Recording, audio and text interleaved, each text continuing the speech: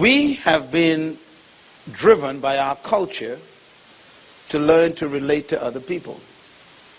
Matter of fact, our parents have literally taught us how not to be single. Our parents emphasized the idea that we should get along with people, get along with the other kids, get along with them neighbors, get along. We've been taught to get along with people. So we've been built in our culture to always try to get along with other people. That's the way we've been conditioned to think. We've been forced almost to get to know people. And so we grow up in a culture where there's a contradiction, because we want to get to know people, but we don't know how to get to know people. We need the baby to take out for a minute, please, because they're recording this. Thank you very much. Appreciate the baby, but the baby is being recorded, so I'll appreciate if you slip out for a minute and calm the baby down, and then you can bring the baby back. Matter of fact, that's my little cute little grandbaby down there, praise the Lord. I adopted that kid. Yeah, I think the baby, he heard my voice. Papa. This point I'm telling you is very important. We've been, and the thing is, this happened when you didn't even know it happened. You've been trained to focus on other people. Share with your brother. Don't eat that by yourself. Get along with those people. Why can't your kids get along with each other? And everything is conditioned on other people. And that's why we're not equipped to have relationships. Here's why.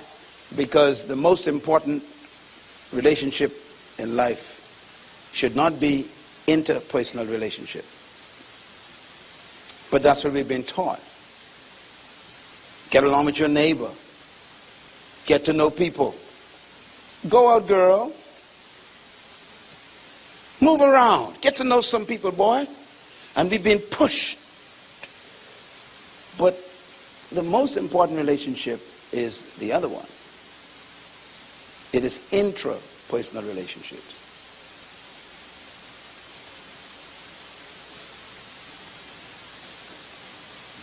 You cannot have interpersonal relationship until you have settled the intrapersonal relationship. But our culture doesn't teach that. How many times have you ever heard your parents say while you were growing up, boy, why don't you love yourself?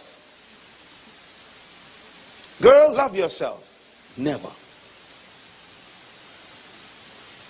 And so we almost grow up with the idea that we are not lovable, likable, and shouldn't even be loved by ourselves, which is the foundation of our problems.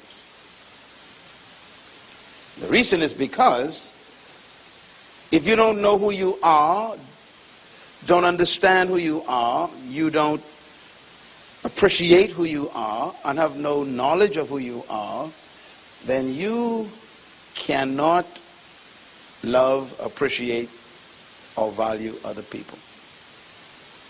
So the most important pursuit in life is self-knowledge. And this is what singleness is all about. Singleness is about finding yourself, loving yourself, valuing yourself, putting the highest estimation on yourself, accepting yourself, understanding yourself, and then appreciating yourself so much that now you can share yourself with someone else. But our cultures don't teach that. Now, let me give you 5 things to write down. People think that they need to get married to be fulfilled. And this is the pressure part of our culture. If you are 35 and you ain't married, they think something's wrong with you. Maybe you are homosexual. Maybe you're a lesbian. What are you doing?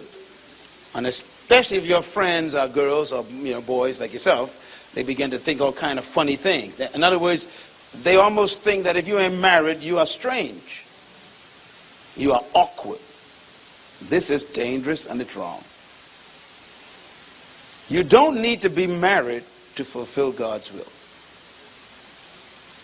Let no one put you under that pressure. Don't allow anyone to suggest to you that unless you are married, you can't fulfill God's purpose. Marriage is not a requirement for fulfilling your purpose. As a matter of fact, marriage is designed only for earth. And what I mean by that is you will discover in the biblical culture that Jesus was very specific when they asked him about life after death. He said, in the afterlife, there is no marriage, nor giving in marriage. So, everybody say, thank you, Jesus. Let me tell you why, because some of y'all can't wait to get rid of that person. Imagine living with them forever and ever. Boy, that's a depressing experience. So thank God it's only for earth. So marriage is really a temporary agreement between two people to live in a context of holy covenant. But it's not a requirement to fulfill God's will. And why is that important? That means that you should get busy fulfilling God's will. Stop looking for someone to marry. Let them find you. I know that sounds simple and maybe it's tough for you, but I have discovered that if you don't do that, you're going to do some dumb things. You're going to make some dumb decisions. So don't feel pressured that you have to wait for someone before you get busy with God's will. Point number 4, failure in marriage can derail your purpose in your life. Not only is marriage not necessary to fulfill God's purpose for your life, but it might interrupt the purpose. How many people you know were doing well until they got married? I mean, they were on focus. They got their life in order. You know, they were serving God. They were building their business. They had a good situation going, building their house. They were on a target. And then they got married to some bum or some girl who don't know what she wants. And then life just messes up. It happens often. So marriage itself could be a destructive experience. So don't think that marriage is all that they paint it up to be. Believe me, marriage is a very dangerous thing. There's some in this room who could tell you the dangers that they've been through, the stress. So I want to relieve you from that pressure. And number 5, it is better to be unmarried, unhappy. Say yes, Seagulls. Come on, go with me here. Yeah, boy, I tell you. Some folks are married right now and they wish they was you. You hear them say free at last? They say free again, great God Almighty, let me be free again. You know, but they say loose goat don't know how tie goat feel.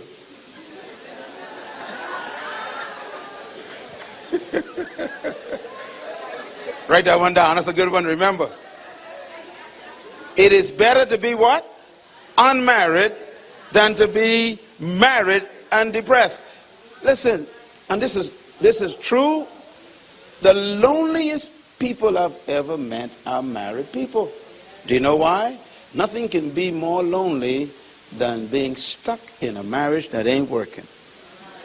Man, that's hell on earth. You can't get out. It's loneliness. So please, if you are unmarried, give God praise.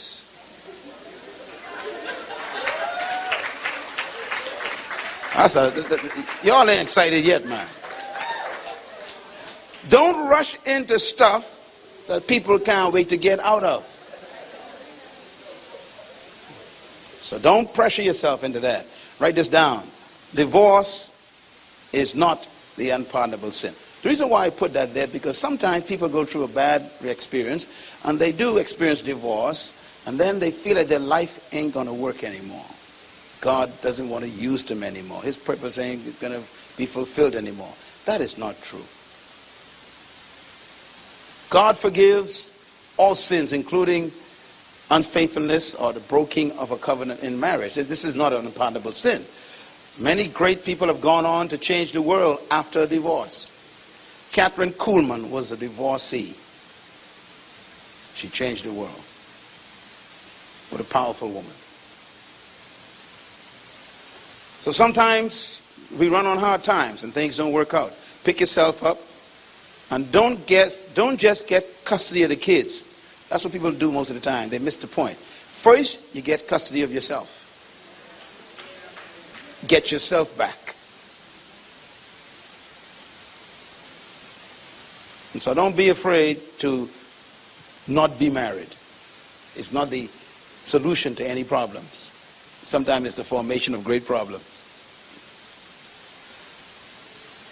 God says something about divorce, interesting, and I wanted to put it up here because I think this has to do with, I want to frighten you away from marriage. Just for a reason, right? First of all, the ultimate trauma in life is divorce. Malachi 2:16 says, what? Read it out loud together. I hate divorce, says the Lord, God of Israel. And I hate a man's covering himself with violence, as well as with his garment, says the Lord Almighty. Notice he ties divorce with violence. Why? Because divorce is a violent act. When you bond with another person, bonding is a dangerous word. Bonding is like shooting webs at each other, like a spider web. Every time you speak to someone, you shoot a web. Every time they listen to you, they get a web. And the more you talk to someone, the more webs are created. And then the deeper the conversation gets, the thicker the webs become.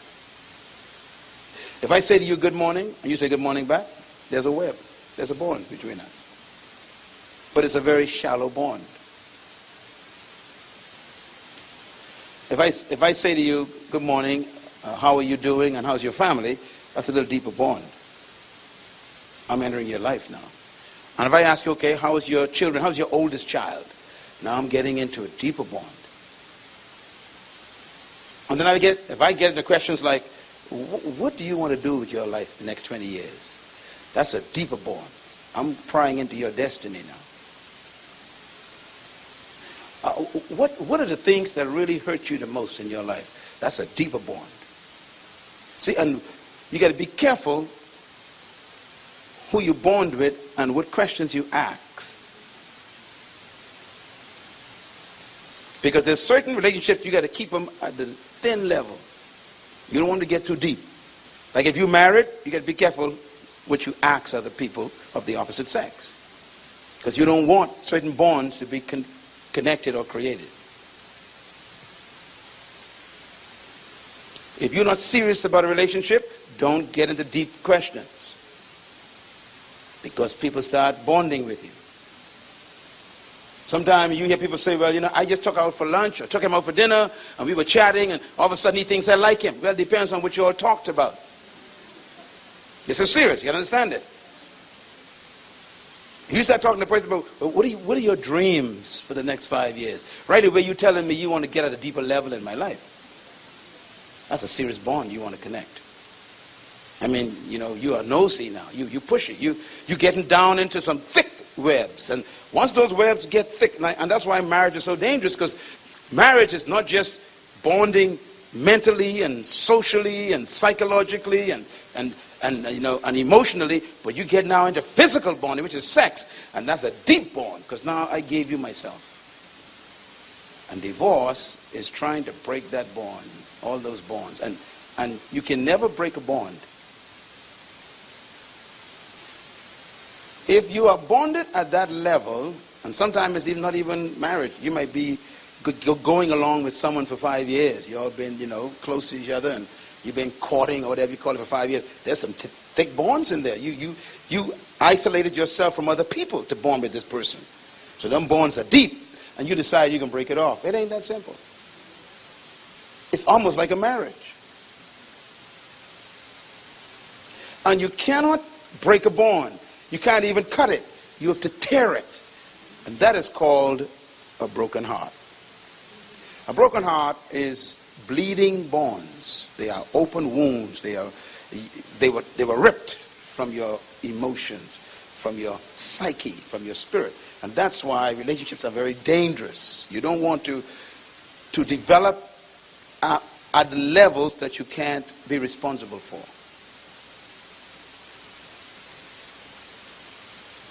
And that's why God says, I hate divorce. Divorce is traumatizing. It's the ripping of two people's bonds apart. No lawyer can give you a divorce. Impossible. No judge can give you a divorce. Impossible. What they give you is a piece of paper. They cannot give you an emotional divorce. That's why when you leave the classroom, all hell breaks. I mean, when you leave the courtroom, rather, all hell breaks loose after that for months. Because it ain't as simple as you thought. And if kids are involved, the bonds are twice as thick. So he's saying, before you even get into marriage, think about this.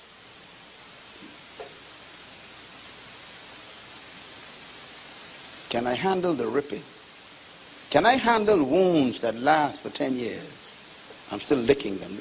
And then every time I see this person in the food store, some blood comes out again. And I see them in the school picking up the kids, the blood. You know, do you want that trauma?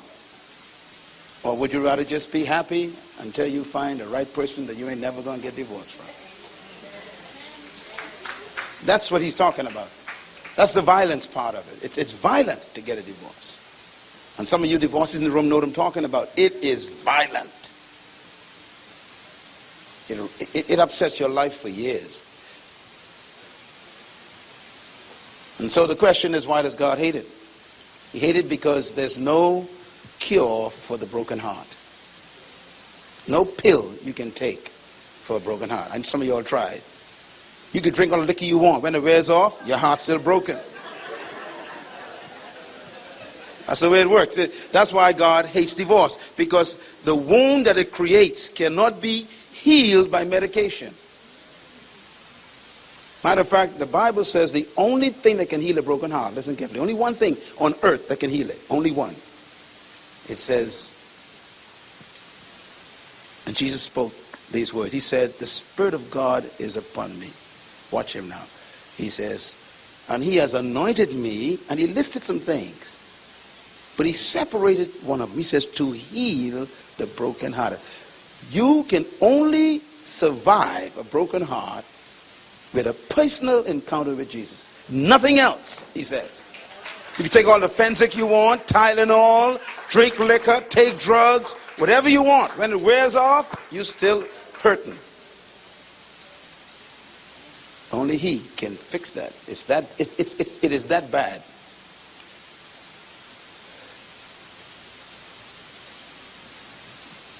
God says, I hate divorce, but he doesn't hate the divorcee. So you are loved, my dear. You've been through a rough life. It's been tough, but it's okay. He still loves you. He never wants you to experience that thing again. And that's why a single seminar is so important. Again, my purpose for this few minutes is to talk you out of marriage. I want you to settle into the idea, look, let me not rush into this thing anymore. Let me settle into being single right now. Because some of you all coming here looking for someone. I know, winking, looking. Listen, calm down. Ain't nothing wrong with that, but you know, that's not your priority right now. Yeah? Divorce is tragic because divorce is the death of a relationship. It's actually a death. And the same thing that happens when a family member dies happens to you when you get divorced. The same emotional problems, the same psychological experience. It's the same. Because something died. It's traumatizing. And so you go through the very same experiences. It's just like physical death. Because divorce is death without a burial. That makes it worse than a physical death. When someone dies, you can always bury them and get rid of them, right? Go to the graveyard, put them in the hole, put some flowers on it, go home, and never go back. The problem is with a divorce, You bury the person, but you keep seeing them at the food store. You pull up to the gas station. Oh, my God. Here we go again, you know. You go to pick up do the school pickup. Oh, my God. There's the person. So they keep resurrecting. And every time they resurrect, the pain hits again. That's worse than death. So you don't want to have that kind of life for the rest of your life. It's very, very tough. And that's why God says he hates for anyone to experience divorce. Now, why do we talk about that? Because it's impossible to get a divorce unless you are married. So I'm building something here. The greatest and most horrific trauma is divorce. It's worse than physical death. But you can't experience it unless you are married. So marriage is the prerequisite for divorce. It's impossible to get a divorce without marriage. And marriage, therefore, is only possible where two single people get together. So you can see the connection here. Eh? If you don't want to experience a divorce, you don't get married. If you don't want to get married, you stay single. Now, if you get married as two single people, you get marriage now. If it doesn't work, you're heading toward a divorce court. So the foundation of all of that is singleness. And that's why being single is the most important pursuit in life. Matthew 19, one of my favorite statements. Jesus said these words. They asked Christ a question. Is it lawful for a man to divorce his wife for any and what? Every reason. That's the Bahamians now, boy. They get divorced for any reason. You look at me funny, I get into the courtroom. You burn the food, forget that. That's it. It's out. That's it. You know, people just getting divorced for all kind of stuff today. He answered them, haven't you read that at the beginning, the Creator made them male and female? He ignored the question and went back to the recipe. They asked him about divorce. He went back to something different. He went back to male and female. He said divorce is not the problem. Divorce is a symptom. Something went wrong with the product that fell apart. And the product fell apart because the ingredients that were used were not right. Do you see the connection? Divorce comes from marriage. Marriage comes from male and female. He says if you have a divorce issue, it's because if you go down to the lowest denominator, something is wrong with the ingredients. If your cake is salty, what happened? Come on, tell me. You put salt in it before you bake it. In other words, it ain't the cake. Don't blame the cake. It's what you put in the cake. So the ingredients determine the product. We keep wanting the perfect cake and putting a lot of salt in the flour when we mix it. We keep expecting success when we are building with failure. We want perfection with defects. Somehow we think that a miracle happens at the altar. You know, that slow sign shoes and that big white dress. We figure, man, that person got to be perfect. That dress looked too nice. Sometimes the greatest curse is coming down the aisle.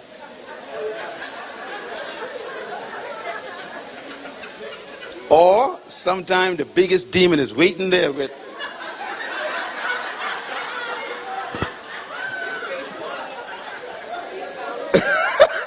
And you smile all your way up to the demon.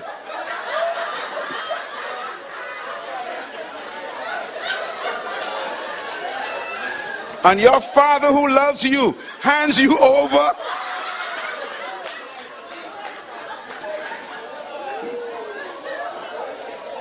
Yeah. Nothing changes in that church. Nothing. What came in goes out with you. That's life. So he says, look, he says the problem is something went wrong at the foundation level. The male and female was contaminated, he says. Something was not right with the individuals, the singles. So he took it back to the singles. He said God didn't make marriage first. He said no, the marriage is not God's main issue. God's main issue is male and female. He said that's what God began with. So he placed the priority where it belongs. And he says, for this reason should a man leave his mother and father and be united to his wife, and the two shall become one flesh. What reason? The word there is beginning, male and female. Go back and find out what kind of male and female God used in the beginning. That's what makes the thing work. So any male after chapter 3 of Genesis, and any female after chapter 3 of Genesis, you got to pray hard. Because you got yourself a fallen male and a corrupted female, and you still want God's perfect product.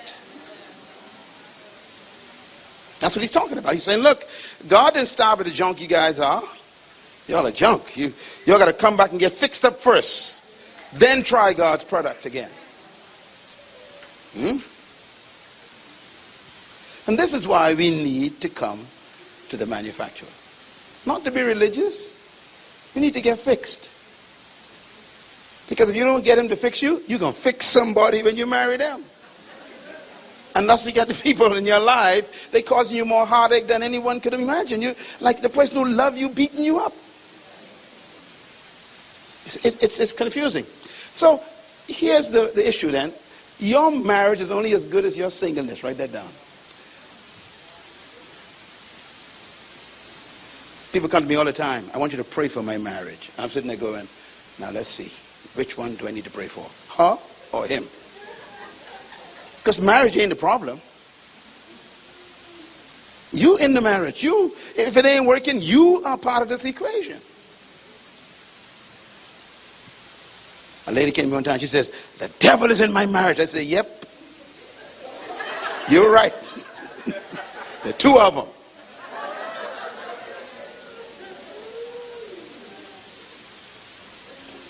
You bring to the marriage what you are as a single. No more, no less.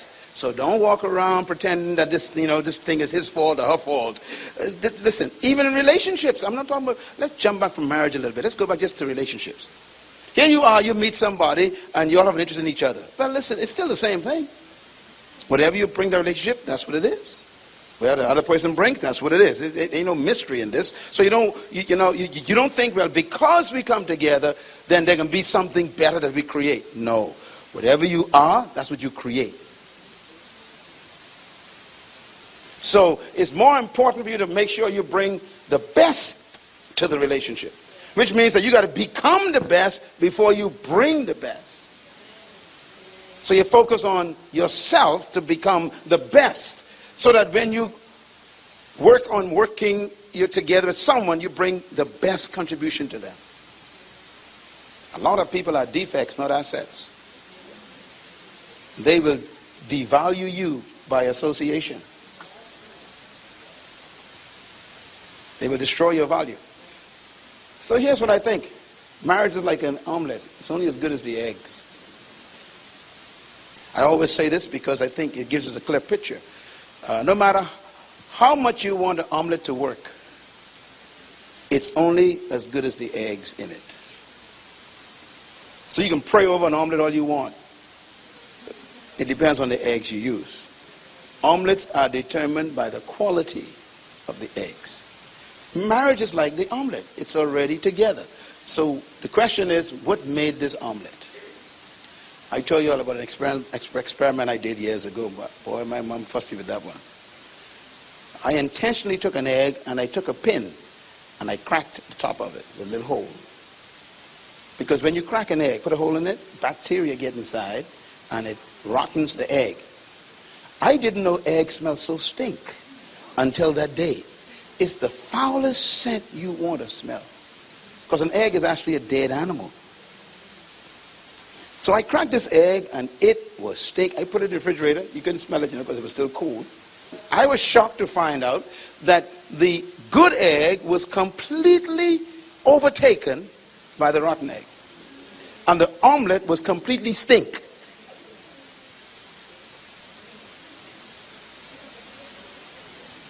You don't get the revelation yet?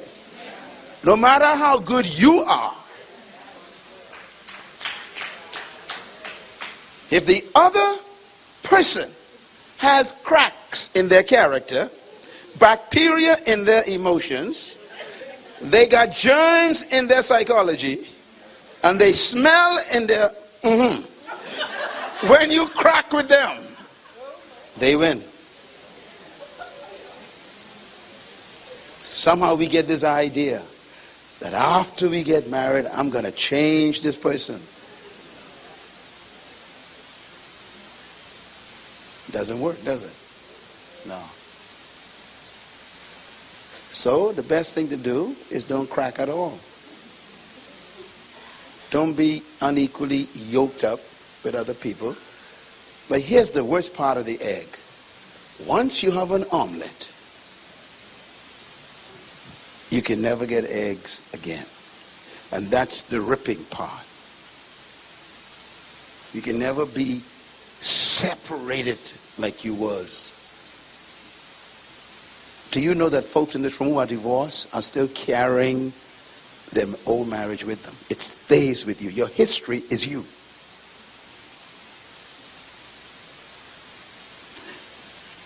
God gives counsel so that you can enjoy your memories.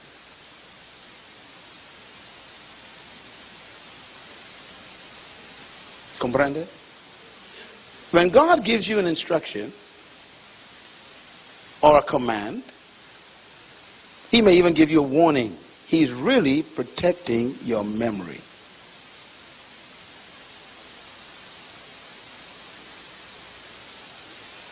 So God says, do not fornicate.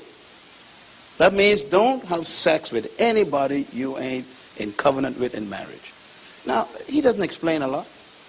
He's protecting your memory.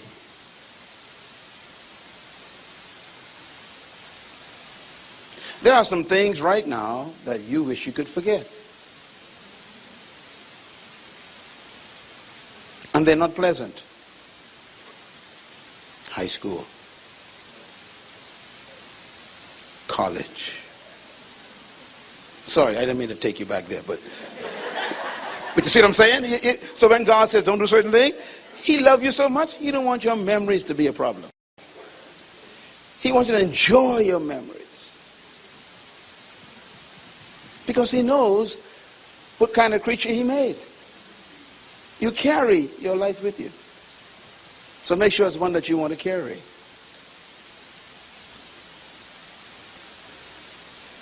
So here's my big question.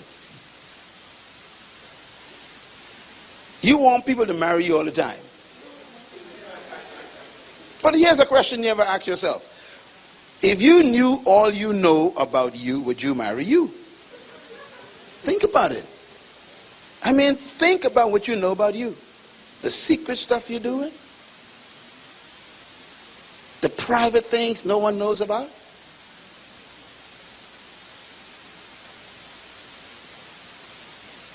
It's amazing how we want people to just take this thing with them. Take me home with you. Well, what is you? Not who, what is you? What is this I'm getting here? Would you marry you with all those habits you got? Spitting in the basin while you're brushing your teeth? All messed up with spit. I mean, you want someone to live with that? Your bad breath in the morning, Jesus, Lord have mercy. You take this breath home, baby, take it home. You know, what you mean, take it home? And you see, you know, humans are strange. They always look good in public. Look how nice you dress. I wonder how you look at 2 a.m. in the morning. I don't know. You take your shoes off. You know, take my shoes with you, baby. Take my toe jam home with you.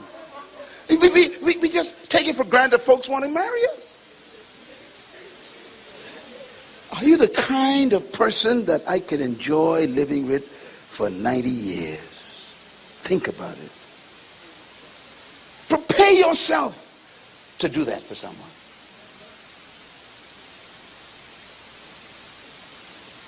Some people don't bathe. I'm not talking to you now. They're not, they're not in this room. I know them. They're not in this room. I'm sure of that. But when they pass you, you can smell, hey. Their glory follows them. And they want you to marry them. What do you have that I could live with forever? And that's what we ask people to do.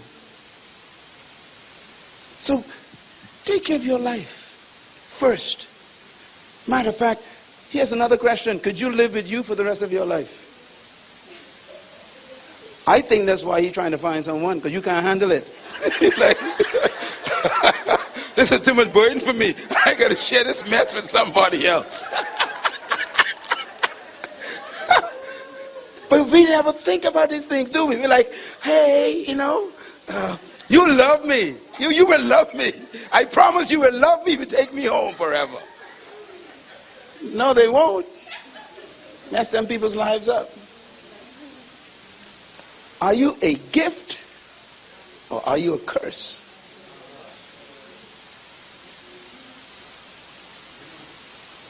Are you a promotion to me or are you a demotion? What is it that you have that will improve my life? Stay single until you get that all sorted out. Because that's what singleness is. It's about finding yourself. Here's one to remember, and I call this myth, you know. This is a myth. People think that being single is a bad thing. But it's not a singles problem that you have. It's being single. That's your problem. In other words, we use this term single and we throw it around. We don't even know what it means. You know, say, I'm tired being single. You ain't never been single. Let me say it again. You say, I'm tired being single. I'm telling you, you ain't never been single. All you're being is unmarried.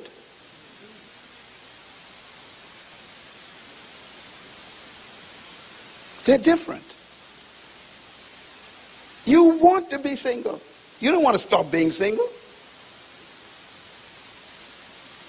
So we confuse the two. We think that our problem is that we're not married. Well, you're right. Never confuse single with being alone. The word alone means to be exclusive. That means you're all the only one of your kind. That's not true. There are a lot of males, a lot of females in the world, so you're not alone. Now, you might be lonely, but you're never alone. Loneliness is a sign of a problem. Matter of fact, singleness is a state to be pursued, not avoided. And to be single should be the goal of even the married person. Because it is the singleness that keeps your marriage together. It's a paradox, eh? Let's see how that works. The principal issue is being unmarried, not being single. Never confuse unmarried with being single. A lot of people think that they are single, you know, they're suffering from singleness or something. No, you're suffering from unmarriedness. Whatever that word is. In other words, what we really mean is we want to get married. That's what we mean when we say, I'm tired being single. What we're saying is, I want to get married. You're using the wrong terminology, and that's why we're confused. Because you get married, and then you were never single, and your marriage is a disaster. Because it is singleness that makes the marriage possible. Marriage is two whole people coming together. If you are not a whole person, and I'm a whole person, and you marry me, you're going to be a parasite. You're going to suck me to death. Suck the life out of me because you are not complete. So you're going to use me to try to become complete. You're no longer a blessing. You are a burden now. You suck my life out of me. And there are people who you know this is happening to right now. Their spouse is sucking their life out of them because they got defects. They lack so much. Most married people have never been single, and that is why unmarried is a state, while singleness is a disposition. You are in the state of not being married right now, if you are not married. That's a state you are in. But singleness is different. It's not a state. It's a disposition. It is an assessment of your entity, who I am. And most people have never achieved that before they get married. So here's what I always say. It's okay to be single, but not okay to be alone. The first thing God found that was wrong with Adam was he was alone. God never told him it's not good to be single. Adam was single. He was complete and whole. Didn't need it. Matter of fact, the proof that Adam was whole and single was the fact that God had to decide that he needed a mate. Let me say it slow. The proof that Adam was completely single was evidenced by the fact that Adam didn't even know he needed anybody. God made the decision. Genesis 2:18. God said, it is not good for this man to be alone. Adam had no complaint. He never talked to God about it. The guy was having so much fun, naming animals, walking on the water, and talking to trees. The guy was having fun. He was taking over that garden, dominating. I mean, he was in his purpose. He was on the groove. He was moving. And God says, I like this guy. He needs to share this with somebody. Relationships are for sharing your victories and success with, not to bring on new burdens and depression.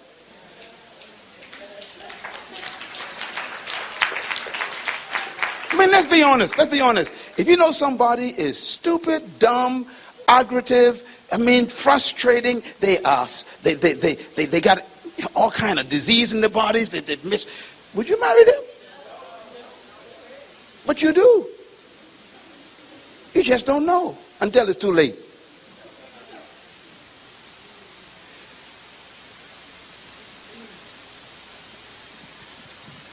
We need to think about the fact that we are not really having an alone problem. God made another human to solve the alone problem. But he never questioned Adam's wholeness. Adam was completely single. So Jesus said that they're no longer two but one. What God has joined together, let no man put asunder. Anyone who divorces his wife, except for adultery, of course, and marries another woman, commits adultery. And the disciples said unto him, if this is the situation between a husband and wife, it's better not to marry. Peter, James, and John said, my God, if that's the standard, you might as well stay unmarried. They heard something that frightened them, and I want to frighten you with it too. If marriage is that dangerous, let me stay unmarried for a while. Let me make sure I get this right. Life is too short for you to miss the first time. Get it right the first time. After all, you're a little bit too old right now. You can't afford no trial and error. You will hit this thing right the first time. Say amen if you agree with me. Yeah, you don't want no trial and error here. Matter of fact, when you all get married, I want you to call me. I want to do the ceremony. And one of the vows going to be, and I will not experiment with you. This is it. You leave me, it's because I killed you. Lord, I take that back. Woo, Lord help me. Look at how he closes the thing. Jesus said, not everyone can accept this word about marriage. Only those for whom it has been what? Given. In other words, not everybody can handle this standard. It's tough to become single. Take your time, because if you jump before you are completely whole and separate and unique, you're going to have problems. Not everybody is ready for this, he says.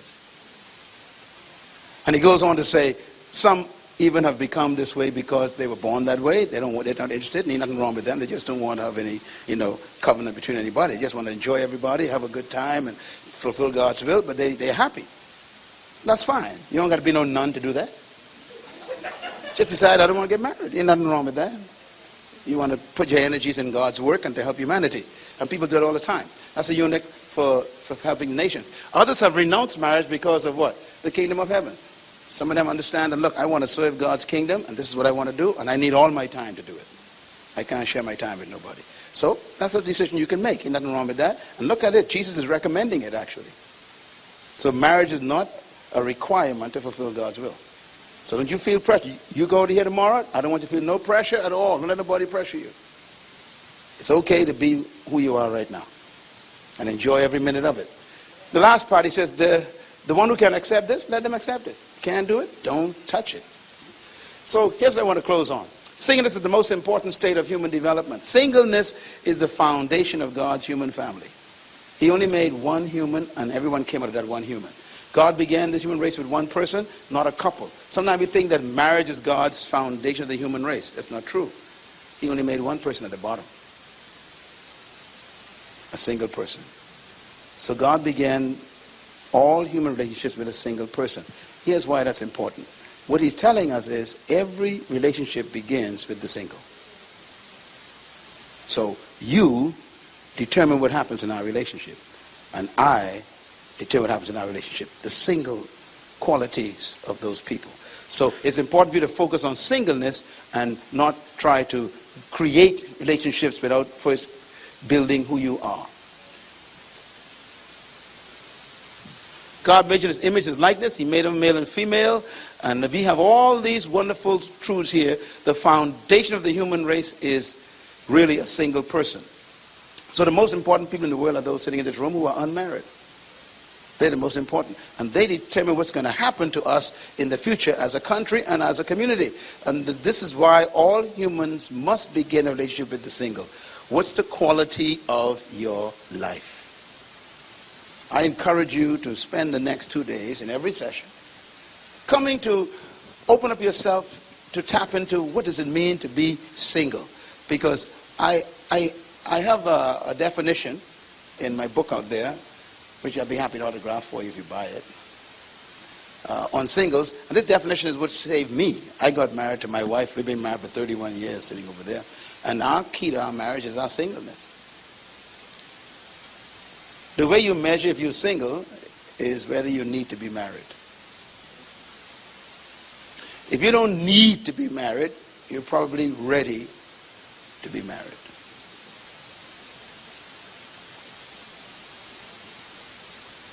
Get it? Yeah. See, we sometimes, people make us feel guilty if we're not interested in marriage. But you're the perfect candidate for marriage if you don't need to be married. Because you are obviously close to being whole. Because it means that you are having a good life all by yourself. And that's a sign of wholeness. Wholeness means I don't need nobody to become somebody. I'm somebody all by. Come on, somebody go with me there. See, singleness means, hey, I don't need you to approve me. I don't need you to make me feel important. I don't need you to tell me how good I am because I know I'm good at this. In other words, wholeness means I am free from needing you. That's why I am good for you. Because I'm not coming to take from you. It's a mystery, isn't it? So if you need to be married, you are dangerous. If someone comes to you and says, I love you, don't you ever leave me, run.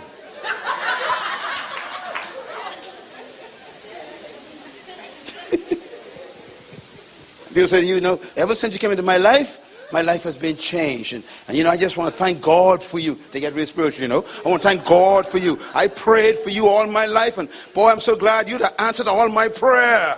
You know, boy, what is this? They're putting pressure on you.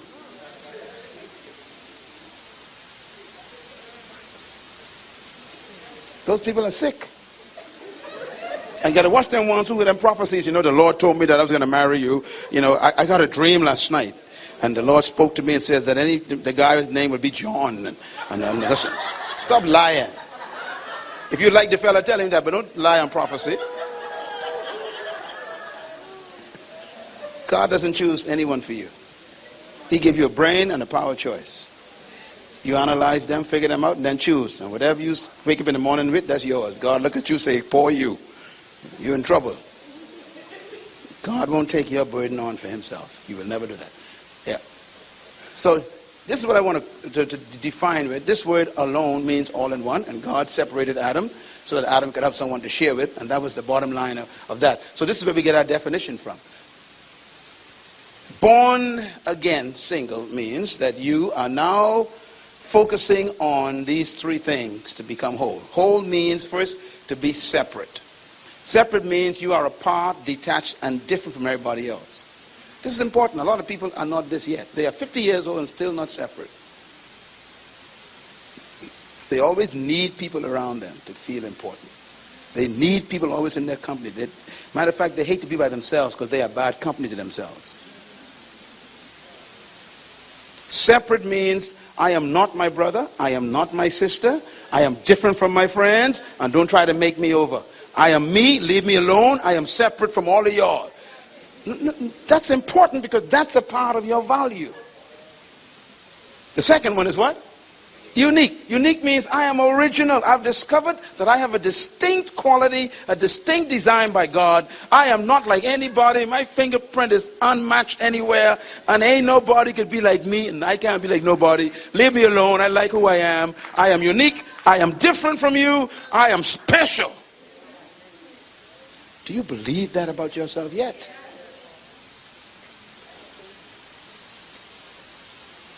And the last one is what? Whole. Now, whole is a tough one. Being whole means that you are complete in yourself. You are unified with yourself. All of yourself. Your body, your mind, your spirit are all connected. You are in love with your whole self. It also means that you are one with yourself. That means you don't need anyone to complete you. This is so important, especially in the Bahamas culture, where we've been taught that this is my better half. Boy, that's a dangerous statement. This is my better half? Well, let's see. Let me figure this out now. Okay, I'm half. She's half. So I was half all these years. So now when I meet her, we both whole.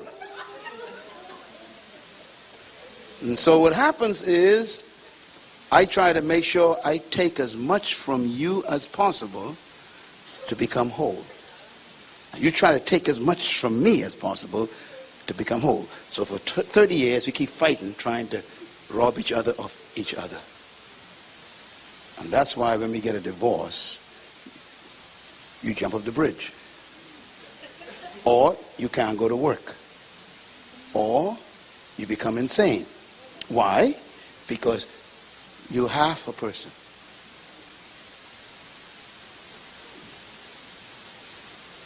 Listen, relationships are supposed to be two wholes coming into the connection to each other. If you and I are whole, I was trying to find a glass. I was doing my glass and water thing here. But if you are whole, let me tell you what the beauty for it. My wife, this works for us. My wife doesn't need me. And that's good for me. And I don't need her. We really don't. We can live apart and be happy. Okay? Now watch this. But we decide by covenant to live together.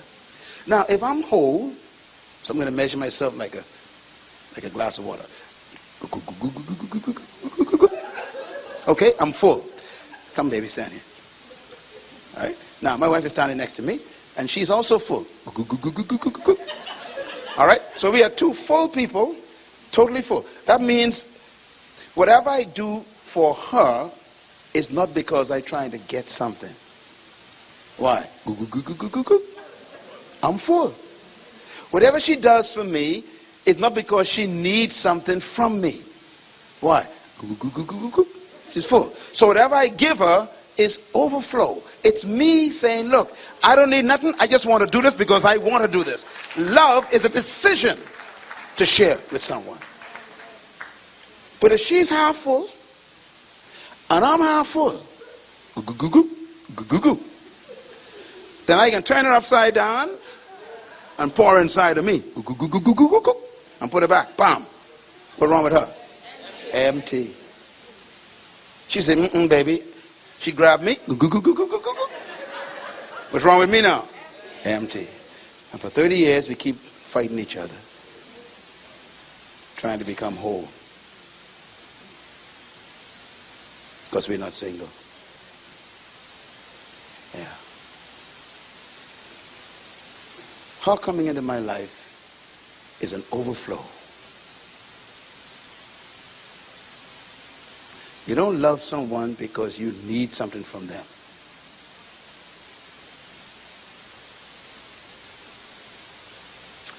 I need a man. Well,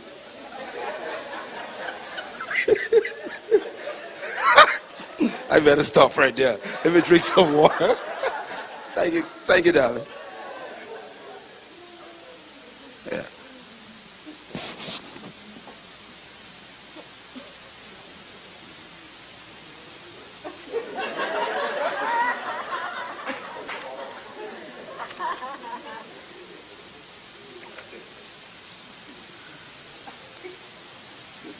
Drink it all right.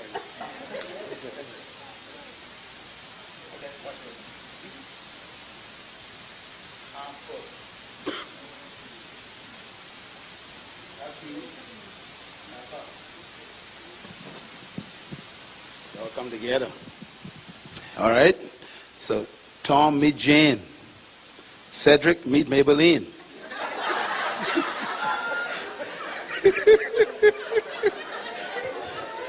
Junior meet Bessie May, whatever you want to call it. Now, Junior say, I love you. Bessie say, I love you too.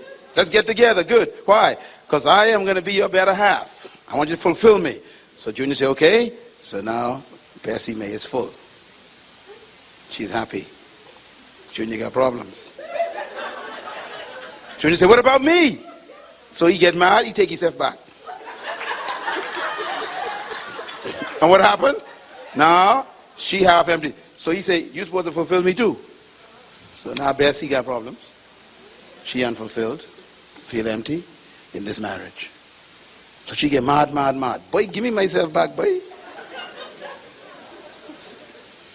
What we get in marriage is this big fight going on, constantly, just fighting. Hey?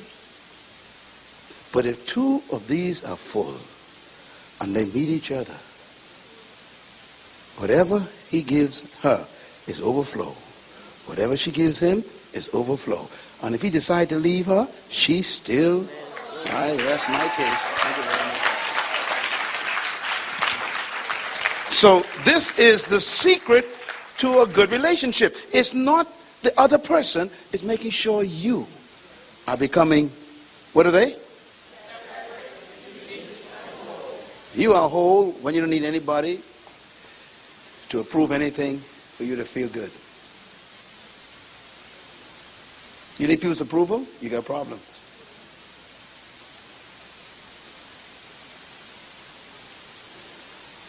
You take your girlfriend shopping with you, right? You'll go downtown, go in the mall, you put on this dress, you like this dress, you put it on, you come out of the dress and fitting room. What you think? And she go, nah. And you go, I think so too, child. And you go take it off. You lie and you like the dress. You're a whole person. You like the dress. You buy the dress. If she don't like the dress, that's her problem. This is your body and your money. That's a whole person. You ain't dressing for her. But it's a sign that you are sick still, see? And most of the songs we sing are songs of defective eggs.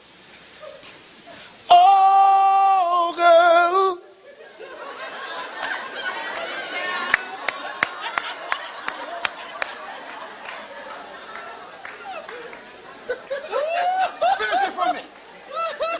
I'll be in. I thought you all was saved, man. In other words, you telling this girl that if she leaves you, you're going to be in trouble. That means you tie your entire peace and sanity to another person. You are sick.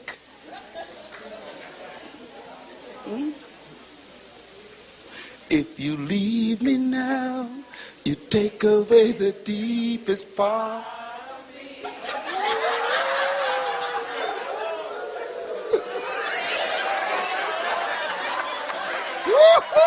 Boy, y'all know the whole thing.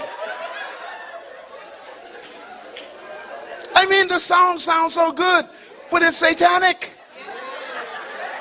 What you mean if you leave me now, you take it? No, child. You leave me, carry yourself. I keep it what I got. I'm a whole man. Stevie Wonder, you are the sunshine of my life. That's why I'll always stay around. Okay, that's fine. So use the sunshine in my life. That means before you came, I was in darkness. And when you leave, I can be in darkness again. So I can't let you leave. You can manipulate me anytime. It's a sign that I'm not whole.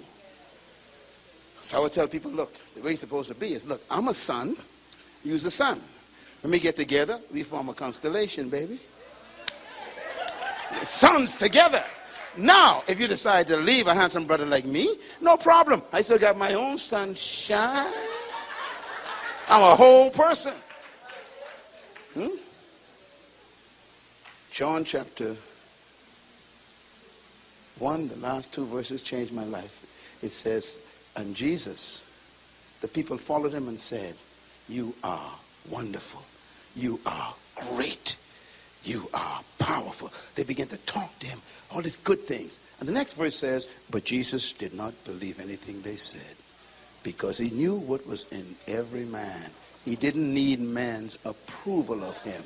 Boy, that was beautiful stuff. Come on, give him a hand. Hey. That changed my life as a teenager, and I'm still that way. If you don't like me, that's your problem. Use your energy some other way. Don't try to dislike me, because I liked me before I met you.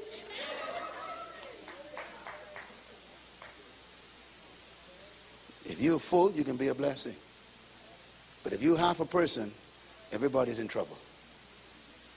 Because you now are a leech. You're sucking on people. You're just sucking on people. That's why you move from relationship to relationship to relationship. It's a sign that you are sick. You are just sucking on people, trying to find yourself, trying to complete yourself by sucking other people, sucking on other people, and sucking them to death. Some people are married and they are sick and sickly and they are depressed. Why? They live with someone who's a parasite for 25, 30 years, man. Suck them emotionally, suck them psychologically, suck them financially, suck them physically, man. And it's like, God, please kill them for me.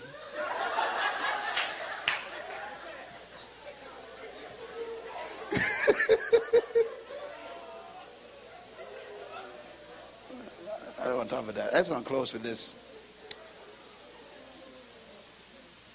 Loneliness is magnified by marriage. If you are not complete, marriage will expose it. Can I say it again? It's very important. All your defects will show up in marriage. So you think you're okay now? Get married. So you want to focus on yourself right now. You want to say, let me develop myself. Let me enhance myself. Let me read books. Let me focus on my intellectual development, my spiritual development now, my physical development. Let me get my hygiene sorted out. Hygiene. Let me get my vision sorted out. Let me decide what I want to do with my future. Let me get my purpose defined. Why? Because I want to make sure that when I bump into opportunity, I'm not a parasite. That's what we need. Yeah? So I hope that you open up your spirit. And this week, the reason why I have single seminars, and next year we plan even a bigger one, is so that you can be around people just like you. Let me tell you why. If you stay with me for the next 5 years, I guarantee if you stay with me, if you ain't whole, you can be whole. Now, here's the good part of that. By the time the next 3 years come along, we can grow to about 2,000 people, no problem. And all of them in the room whole. Guess what that means for you?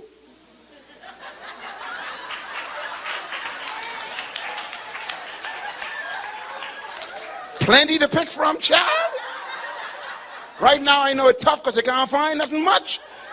So what I'm going to do, I'm going to create them for you. Give God a hand. We're going to fix this up. We can make this big time. You can walk in a place and say, let's see which one I want. Let me see. Because all of them hold. Anything you can't miss. Because they've been through the process. Say amen loud. Yeah, man, because the stuff you got around you, I know, man. All kind of parasites all over the place. Tough to find a real plant. Parasites everywhere. That's why some of y'all ain't married yet. Because you can't find no real plant. And that hurts me because y'all are so good. Y'all are good people, man. Look at this young lady. Good woman. I can fix you up next year. In the name of Jesus. People need choices that are quality. I was telling Brother Kirk on the other day, a lady wrote one thing in Facebook. She said, you know, it's so difficult to find. I don't trust no man no more because, you know, I got hurt and stuff. I said, look, if you're shopping in a store and you can't find what you're looking for, go to another store. That means you got to move around a little bit. You know, come to more events like this. You bump into futures. And you see, what's important to do is you want to bump into people who are going where you're going. If they're going toward wholeness and you meet them, you're on the same road. So you don't want to be picking up all kind of junk and then try to make something out of it. It's just too much hard work, you know. It's hard work. Eh? That's why I'm proud of you being here. You being here tonight, man, it makes me so proud. But and guess what now? I'm telling you now, if your boyfriend here with you, girlfriend here with you, boy, I'm glad for you all tonight. Because you're all getting information you can't pay for. Come on, clap so no one can look at you. Yeah? That's too much stuff. Okay, I just wanted to repeat this before we go. Everyone read the number one. Read. When you're single, here's what you can do. Read. Manage your time. Number two. Number three. Number four. Number five. Manage. Number six. Number seven. Manage your 8. Number 9. Number 10. Number 11. And number 12. That's what you can do when you are single. You can't do none of them when you're married. Because now you get distraction. So don't use your time looking for somebody. Use your time becoming somebody.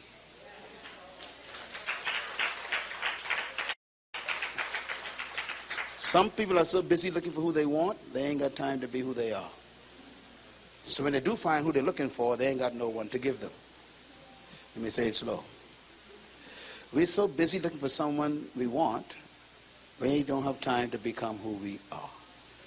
So when we do find the person we were looking for, we have no one to give them. If you ain't nobody and you marry me, guess what I married?